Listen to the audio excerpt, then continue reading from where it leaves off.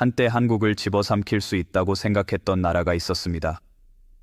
경제력과 군사력, 인구와 영토까지 모든 면에서 압도적이었기 때문입니다. 그래서 한국을 향한 압박은 늘 존재했고, 필요하다면 힘으로 눌러도 된다는 인식이 깔려 있었습니다. 그러나 지금은 상황이 완전히 달라졌습니다. 그 나라는 여전히 한국을 견제하지만 직접적인 군사 공격만큼은 계산기를 두드리며 피하고 있습니다. 이 변화의 중심에는 한국의 전략 미사일 전력이 있습니다. 과거 한국의 미사일은 방어 개념에 가까웠습니다. 사거리와 탄두 중량에는 엄격한 제한이 있었고, 독자적인 전략 타격 능력은 사실상 존재하지 않았습니다.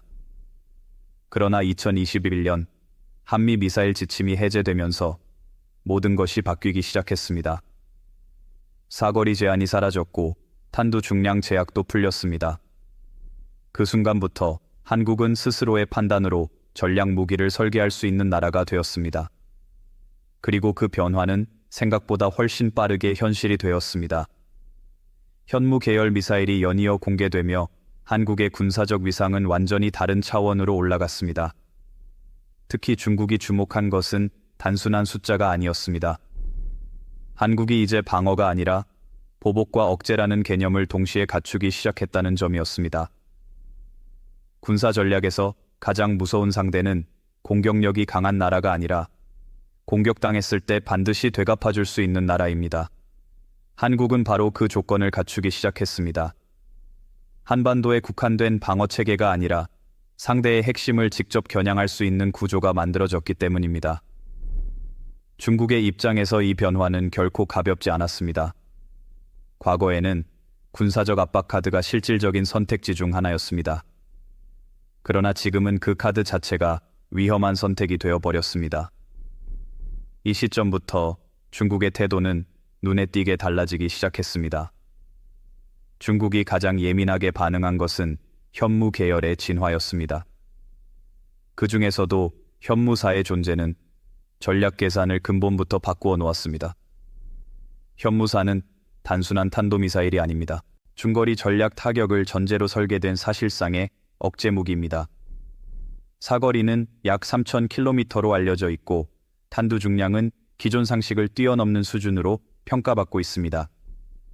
이 수치는 단순한 재원이 아닙니다. 이론적으로만 봐도 중국 동부의 핵심 산업지대가 모두 사정권에 들어옵니다.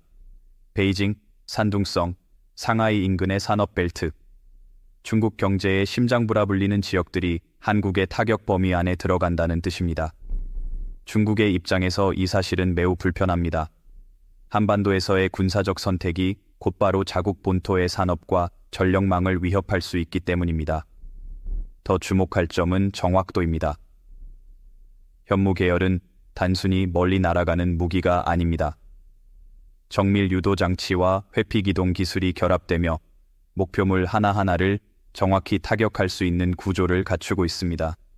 이 말은 곧 대규모 민간 피해를 전제로 한 무차별 공격이 아니라 군사시설과 핵심 기반 시설만을 선택적으로 무력화할 수 있다는 뜻입니다. 전략적 억제력의 가장 무서운 형태입니다. 중국은 이 점을 매우 정확하게 인식하고 있습니다. 그래서 군사적 압박 대신 다른 수단을 선택하기 시작했습니다. 군용기의 위협적 접근은 줄어들었고 대신 외교와 경제를 통한 간접 압박이 늘어났습니다. 이는 한국을 얕보아서가 아니라 직접적인 군사 충돌이 자국의 치명적인 결과를 가져올 수 있다는 판단 때문입니다. 한국의 미사일 전력은 중국에게 명확한 메시지를 보냈습니다. 이제 한국은 쉽게 건드릴 수 있는 대상이 아니라는 메시지입니다. 여기에 더해 한국은 해상 기반 억제력까지 확보했습니다. 잠수함 발사 탄도미사일, 이른바 SLBM의 실전 배치입니다. 지상 기지가 노출되더라도 바닷속에서 대응할 수 있는 구조가 완성된 것입니다. 이 체계는 중국의 계산을 더욱 복잡하게 만들었습니다. 어디에서, 언제, 어떤 방식으로 대응이 이루어질지 예측하기 어려워졌기 때문입니다. 군사 전략에서 가장 두려운 상황은 상대의 대응을 계산할 수 없을 때입니다. 한국은 바로 그 지점에 도달했습니다. 이제 한국의 억제력은 단일 축이 아닙니다. 지상과 해상, 다층 구조로 완성된 체계입니다. 이 구조는 단순한 군비 경쟁이 아니라 전쟁 자체를 선택지에서 지워버리는 힘을 가집니다. 중국 역시 이 현실을 받아들이고 있습니다.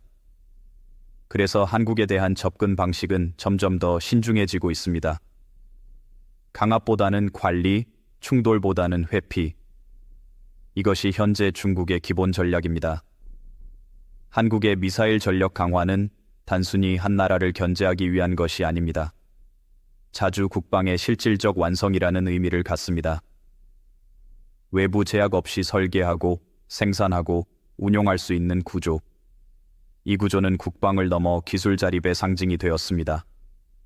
군사력은 전쟁을 하기 위해 존재하는 것이 아닙니다.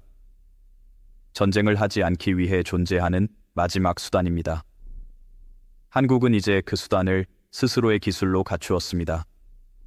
그래서 한때 한국을 집어삼키려 했던 나라는 지금도 한국을 경계하지만 더 이상 함부로 손을 뻗지 못하고 있습니다. 힘의 균형이 바뀌었기 때문입니다.